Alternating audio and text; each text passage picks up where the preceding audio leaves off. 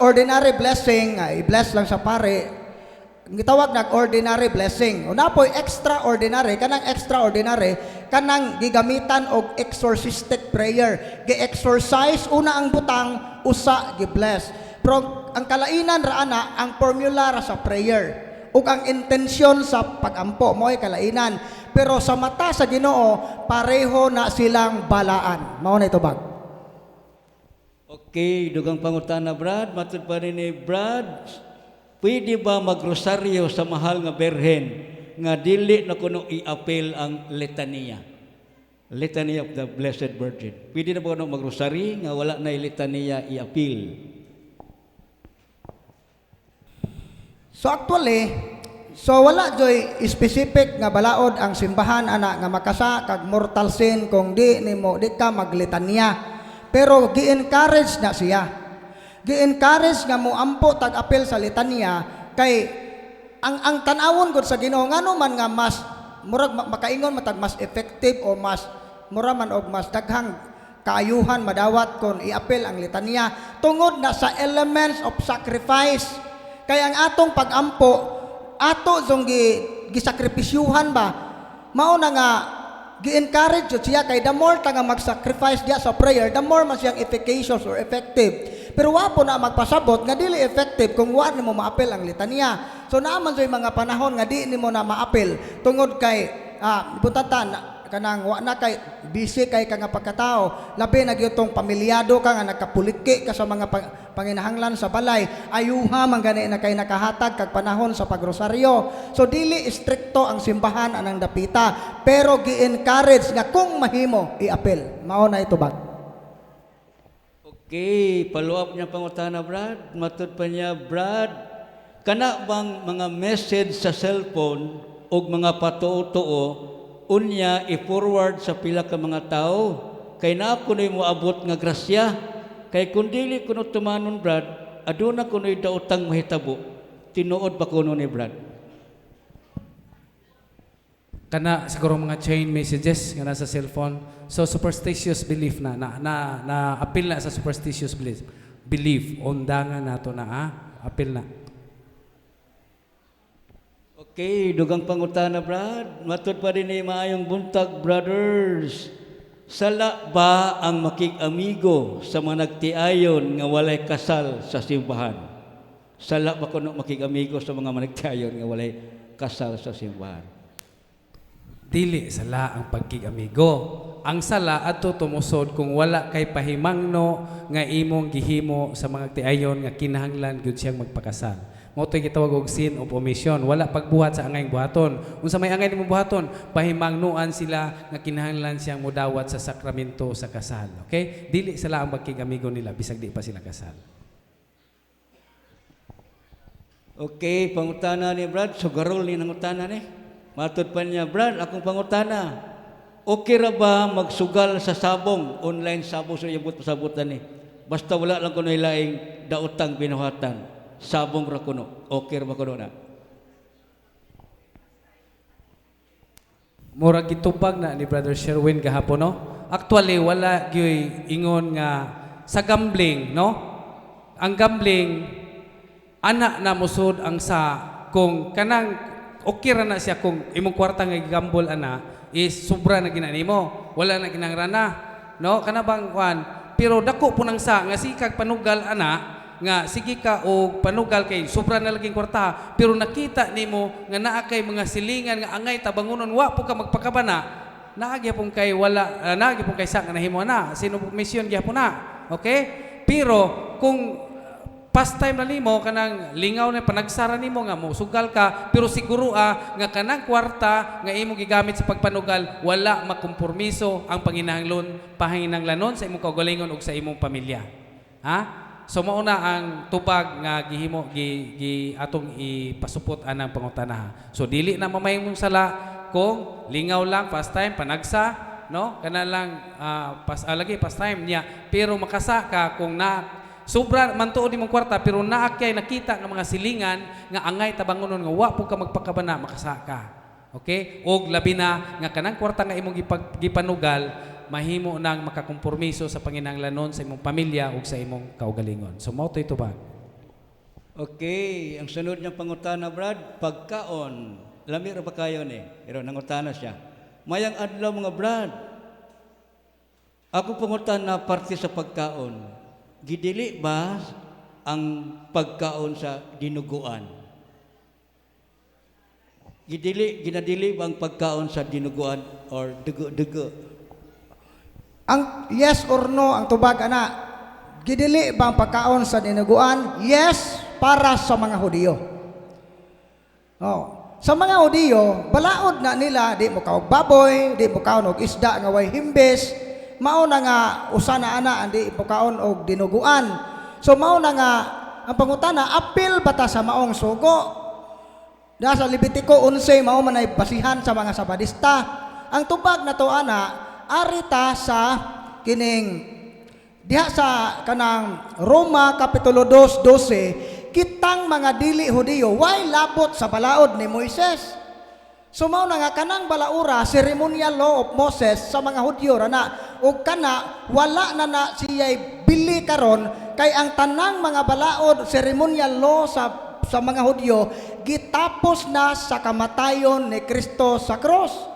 Diya sa Efeso 3:14-15, Colosas 2:15-14. So gitapos na ng mga balaura. So watay labot ana. Una, bawal ba ang pagkaon ginuguan? Natong mga Kristiyano dili na bawal. Nganuman kay gihinluan na sa Ginoo ang tanang butang. Gani si Kristo sa Ebanghelyo ni San Marcos. Asa na mabasa problema nga ipakaon tanan? 7:18. Atong basahon ha. Ang giingon ni Kristo, bisan unsa nga mosulod sa tao dili makahugaw kaniya, kay ang pagkaon dili man mosulod sa iyang kasing-kasing, kundili ngadto sa iyang tiyan ug unya mugula usab sa iyang lawas. Paminawan ninyo, sa pagsulti ni Jesus niini, iyang gipahayag nga mahimong kanon ang tanang pagkaon. So kadto di ang di ipakaon sa balaod sa mga Hudyo, mo di ta moawat ana. Kay sa Revelation chapter 3 verse 7-9 nga kita di ang mga kung ang usa ka dili Hudiyo nga magpaka-Hudiyo iya ni Satanas. So mao na itubag. Mao na itubag sa pangutana. Yes or no no? Yes sa mga tinuod nga Sabadista, mga tinuod nga Sabadista kadto yung mga Hudyo, pero kanang balaura gitapos na ni Kristo sa cross.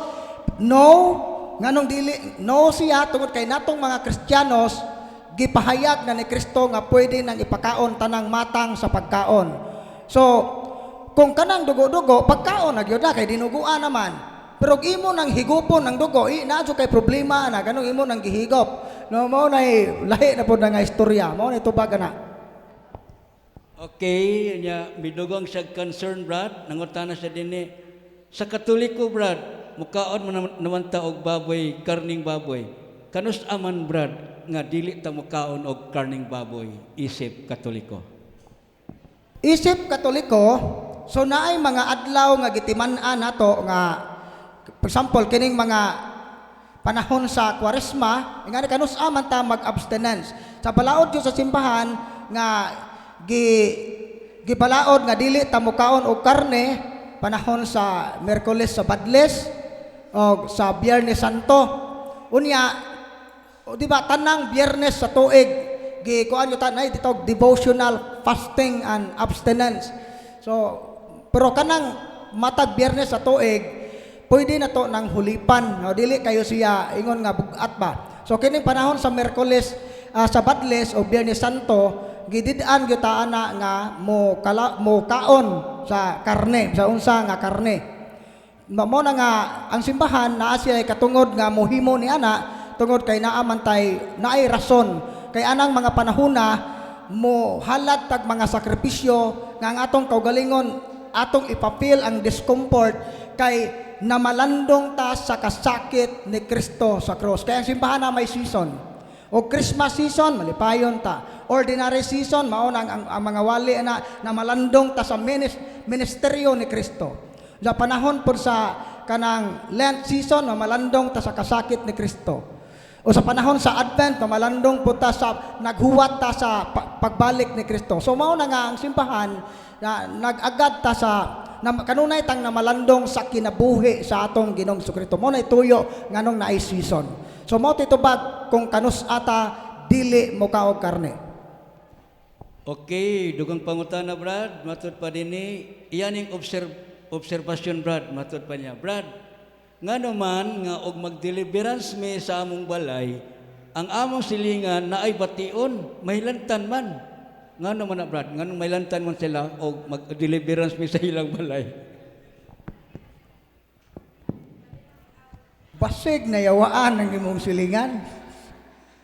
Bitaw kay concern man ka, di man po ta kahatag yun og tubag ana nga kuan ba kay basig coincidence ra ba na timingan ra pod.